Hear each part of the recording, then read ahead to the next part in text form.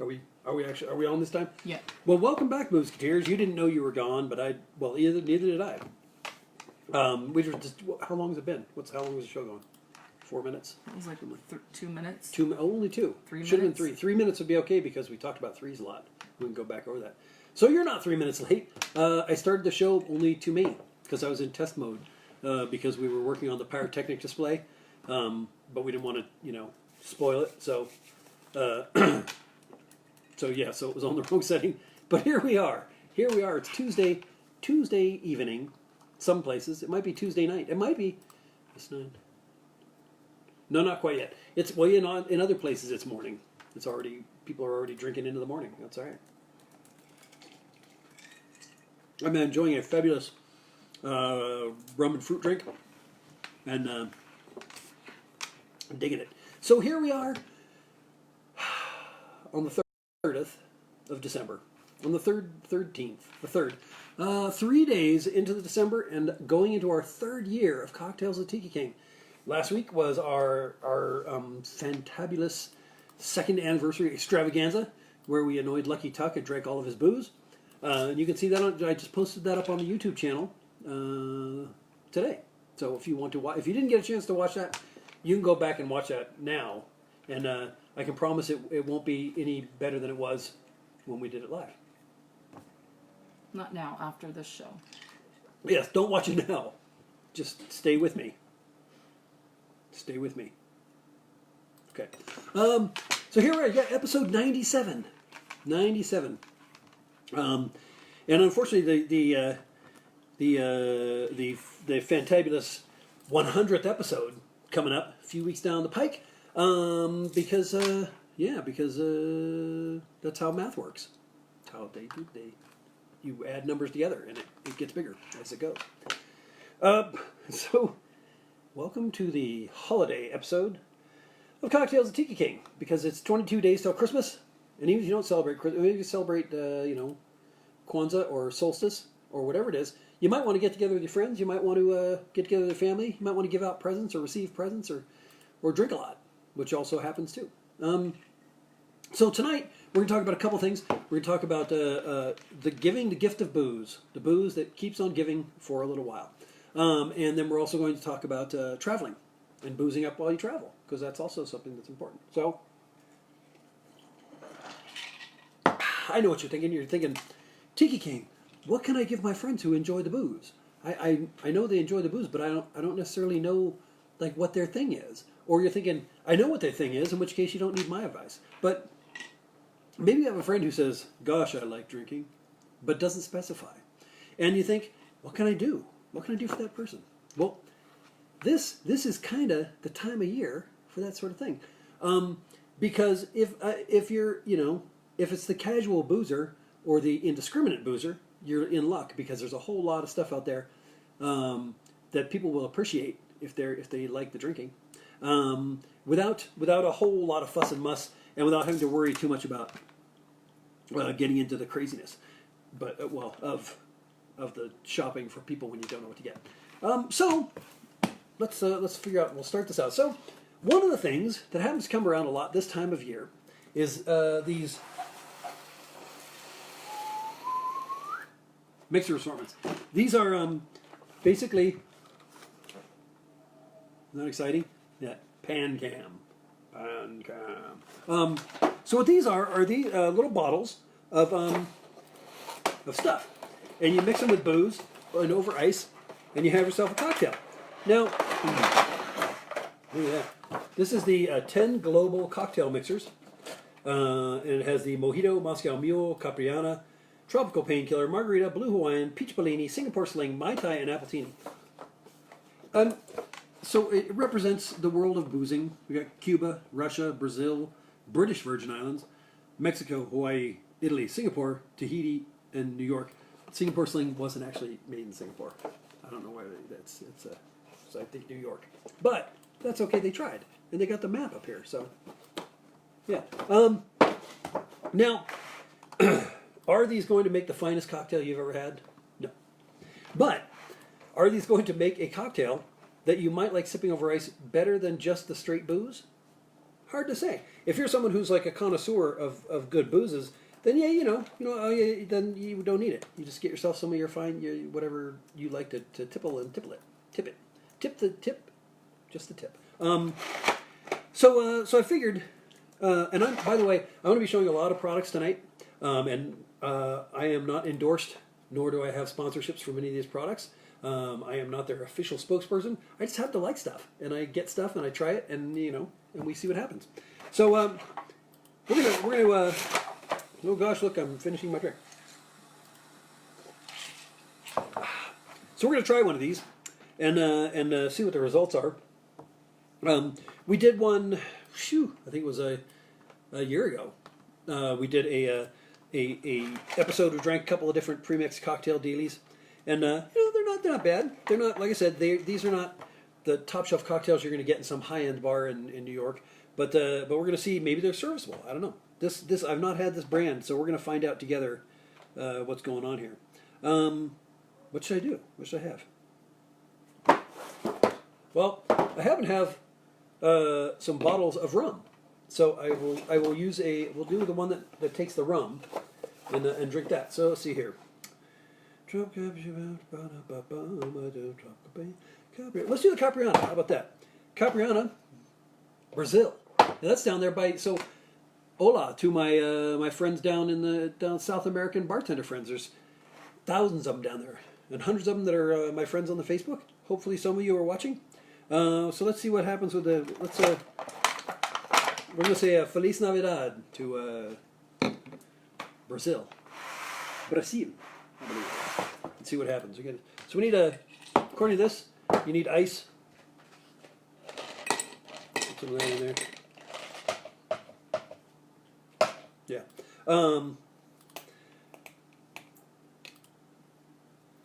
And booze. And we happen to have both. Just right here waiting for us. Capriana, Brazil style. Brazilian style. I hope it doesn't taste like that necessarily. I'm glad I hit not for kids on the button on YouTube. So put that in there. Now Capriana, if I remember correctly, is very similar to like a daiquiri in that it's rum and sugar and lime juice and probably some other stuff that's in there. I didn't bring a swizzle stick. I got my straw though. I'll use that. One down. Now, miniature bottles. We'll talk about these. You pay attention. Remember that. Remind me. Give that a stir. See what happens.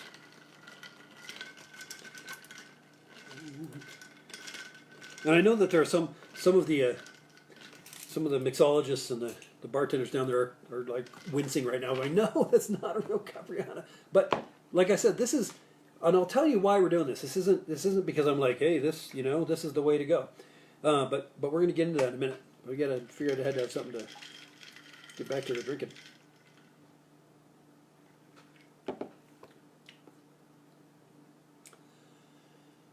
I'm surprised. Do you remember the Caprianas we had in the, what was that? Portland Airport, I think? We were all drinking Caprianas in that Brazilian bar. I'd say close. It's not bad. What do we, do I need to move things around? No.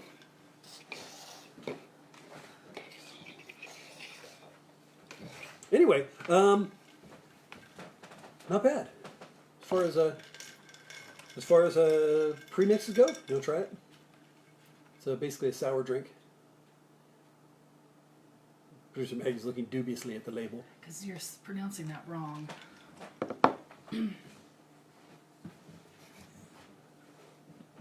How do you pronounce it? Capriana.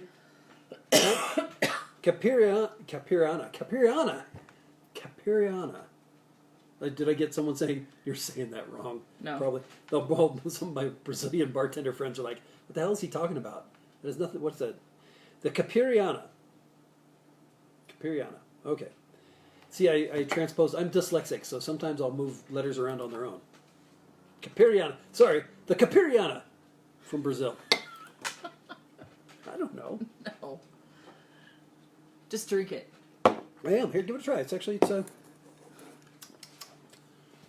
It's not bad. It's got a balance. It's sweet and sour, with only a hint of chemical. Drink responsibly. Yeah. Refrigerate after opening. That's the part I don't understand. That was made in the UK. What are you going to use? Half of this? I mean,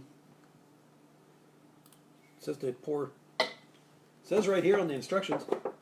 It says to put the one bottle of mixer in a shot of booze. Now a shot of booze is generally 1.5 ounces. What is it? What are these mini bottles? Some of them are 2. This is probably 1.5. 50 milliliters. I don't know how to convert that. 50 milliliters? Is that an ounce? Ounce and a half? I don't know. Huh? 50 milliliters. How many? I don't know how that... It's a little more than 1.5 ounces. My shot glasses don't go to aren't milliliters. I do have a test tube that has milliliters, which I should have gotten that out. It's a little more than 1.5 ounces. A little more than 1.5? Yeah. Okay, so that's a shot. That'll work.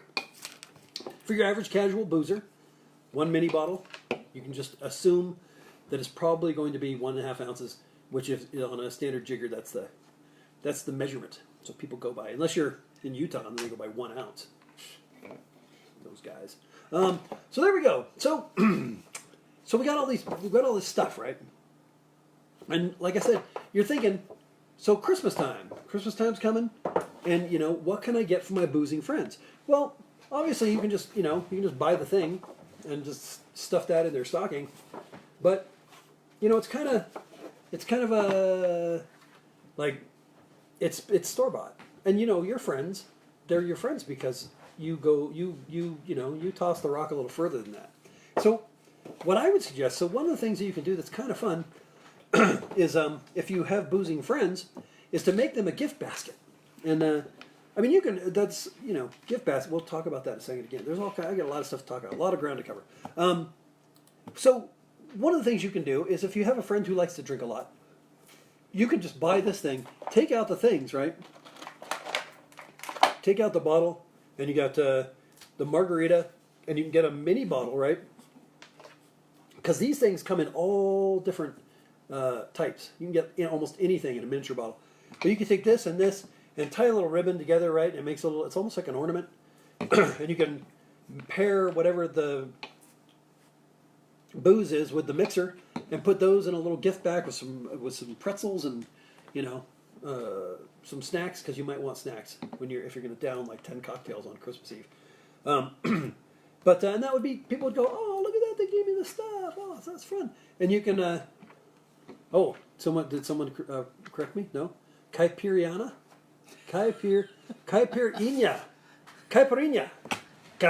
If I say, I have to use an accent, heavy accent. I said, when I get home from work, I like to enjoy a caipirinha. Caipirinha.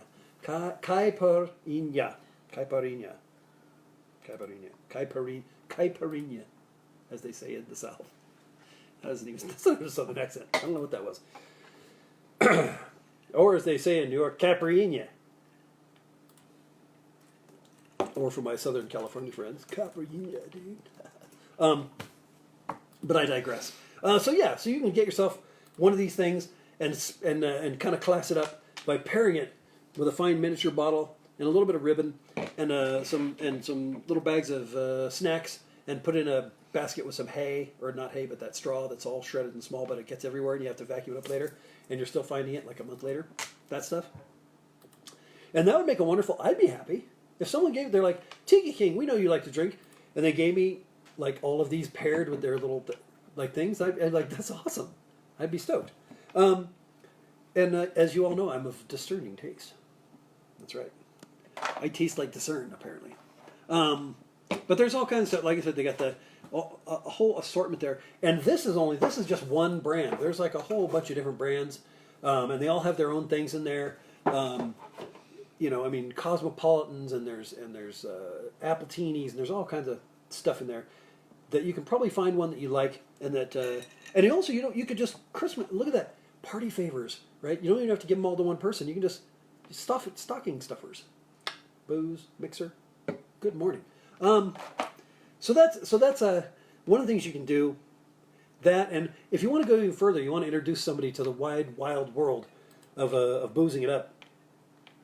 You can also get bar equipment and like add a little bit of that, maybe a little shaker, a bar spoon or a strainer, all these things. Which I don't know where you're out here. You go, if you want that stuff, you go to the Boozeketeer.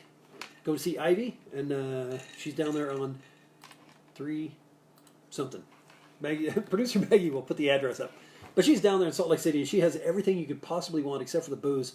And she would even, I bet she would. What did I say? Nothing. Oh. Producer Maggie's back there laughing and writing with a Sharpie, so I don't know. I always figure something's going on.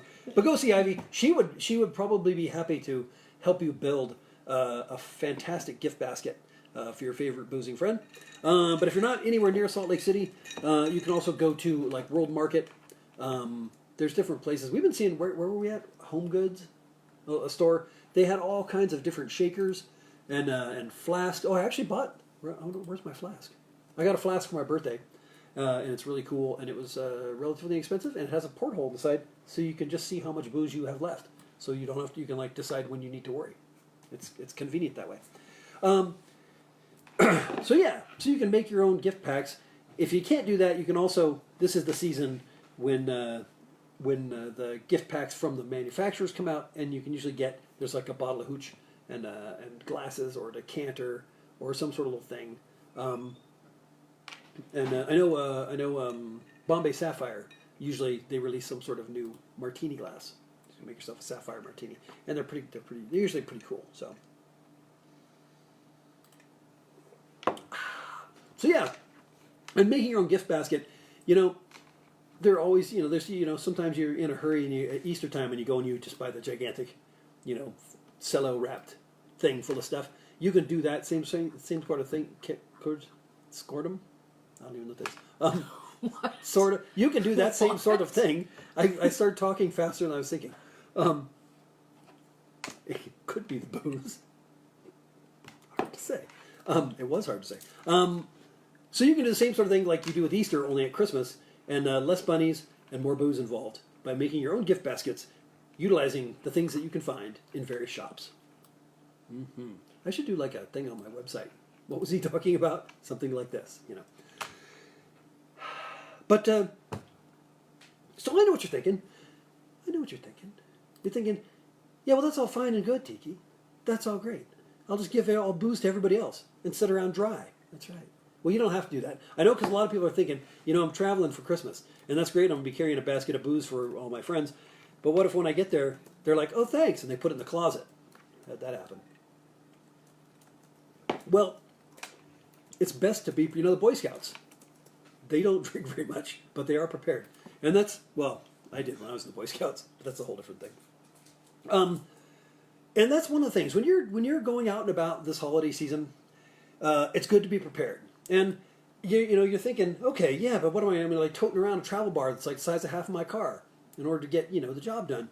Well, along the lines of what I was talking about here, you don't have to necessarily cart your home bar like in a trailer in a U-Haul behind your car just to get to where you're going to make sure that you can booze it up. Am I not making any sense anymore?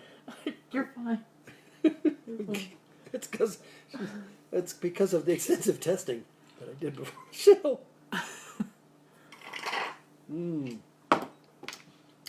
It's very caipirinha. Like, I thought that was booze for cats. Caipirinha. Okay. What was I being prepared. So, as you venture out this holiday season, you may want to stop for a moment and think, what do I want to drink once I get there? Because it's quite possible that, as I've had happen in the past, you may get there and they'll say, oh, I got this fine dessert wine, and they're going to pull out a bottle of Cisco. Which, if that's your deal, then you're set, but more than likely it's not. So, one of the things that I've found is that you can, if a little planning, you can like bring your own stuff with you, and you don't have to bring a whole lot. But there's like one of the things that on the go, I enjoy a good Bloody Mary in the morning times and the afternoon, and sometimes late into the evening, which then becomes morning, and it's like the great circle of booze. It keeps going. It's like perpetual motion, only with drinking. So one of the problems the reason I bring this up is that the Bloody Mary is one of those drinks that's not necessarily complicated. It's tomato juice and the booze. That's what it really is. But no, garnish. You need some garnish. There's got to be some garnish in there, or it doesn't feel right. It feels like like something's wrong. So garnish. So what do? You can either bring a bottle of olives and a bottle of onions and some pickles and some peppers and celery and you'll have like a grocery bag full of stuff to make one drink per day, per hour. But here's the thing. You don't actually need to do that, because what you can get, and this is actually pretty good. This is not a sponsor, but it's stuff that I think is pretty good. The Zing Zang, is it Zong Zung? Someone's going to correct me. You're saying it wrong. Zing Zang pre-made Bloody Mary mix. It's a Ling Lang. Ling Lang? That looks like Z's to me. It is Z's. I'm sorry. I have disease. Disease. Zing Zang Bloody Mary mix, and this is actually a pretty fine thing. It's got a lot of pepper in it. It's all kinds of stuff in there. It has water and tomato puree and vegetable juice blend and carrot concentrate and Worcester sauce. It has all the stuff in there. And then what do you else need? You need booze, right? You need some vodka. Stick in there, which you can have, once again, you can have mini bottle, one of these. Mini bottle, I'd say 2 with that thing, because you can do with a bigger glass, and you're going to drink a lot of it anyway. And this is the one, this is the thing that, when I find these, I try and buy extras, because they can be hard to find, but they're worth the effort. These are tipsy cocktail stirrers. For some reason, I always looked at them and called them Little Ticklers, because I think there is or was a brand that was called Little Ticklers. But it is, I don't know if you can see that in there, but yeah. It's a spear, right, like a sword pick in there, and it's got a pickle and a green olive and a slice of pepper and a pickled onion. And that right there, that is your Bloody Mary garnish on a stick. And you can get a jar of these anywhere from like $4 to $6. And that will make you, a dozen Bloody Marys. So you have the things right here. There you go. Morning. Right there. In a small compartment. Good morning. And if you're thinking, but well, we'll get to that in a minute, because we got more ground to cover. Put those over there, so you can't see them, you booze hounds. Oh, that's right. Make another drink. That's right. I forgot about that. So, what should we try next? It's a tough one. We got I put it up to a vote, but then it's going to take at least 4 seconds because of the delay, and I don't know if I have that kind of time, you people. So we just had the Kai Paranya. So that's out. That one is right out. So now we have the mojito, which I can't make because I actually didn't bring any. Stuff for it. It needs a shot of ginger beer, and I bring that over. Okay, we can't have the margarita. I didn't bring tequila. Can't have peach Bellini because you need champagne. I've never had a Bellini. You had a Bellini? Mm-hmm. I never had. It's one of those things I should probably have one sometime. Can make the appletini, but I'm not gonna, because that's Keith's favorite drink, and he'd be jealous if I was sitting here drinking appletinis without him. So I think I'm gonna go with the.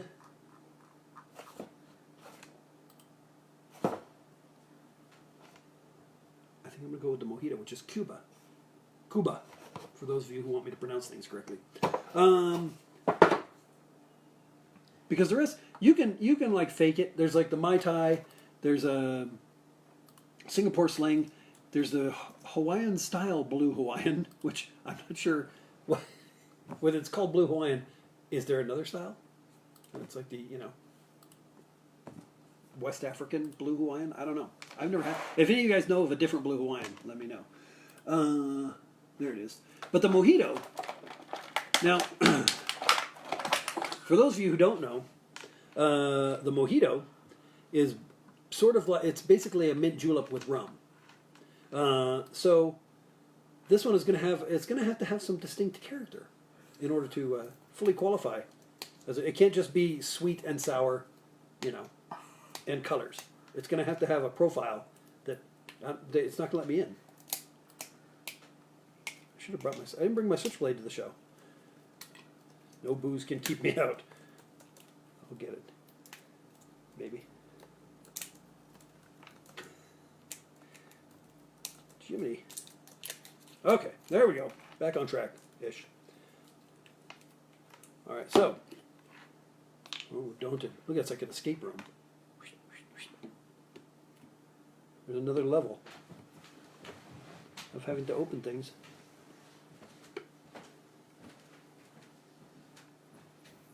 Jeez. And under that, there's a little... What the heck? There we go. There's a little... There's plastic, then the cap, then the sealer cap, and then another sealer cap underneath. I don't know who they're trying... I don't know if they're trying to stop me. They think they can. I know I'm going dirty. I'm using my old glass. That's okay. Let's get. We'll do some flair bartending here. Only like on a small scale. Just spill all over the table while I'm at it.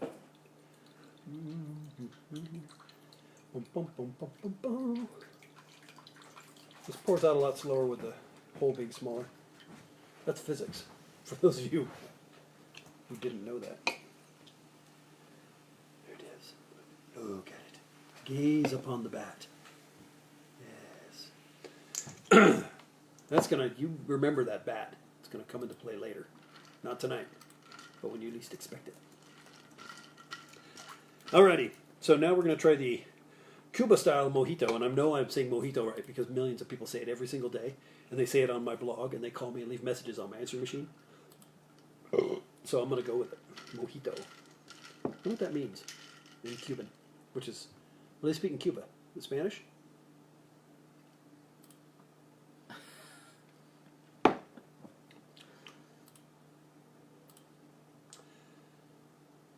You know, if someone were to have to once put a bunch of booze into their mint julep, and it happened to be rum when they were at Disneyland, no one I know, it would taste like this. Not quite as much mint as I would normally go with when making a mojito, but what is there something whenever I get nervous when I see producer Maggie changing things around because I'm like, oh, what has happened? Then it's because I'm leaning further and further out of the picture.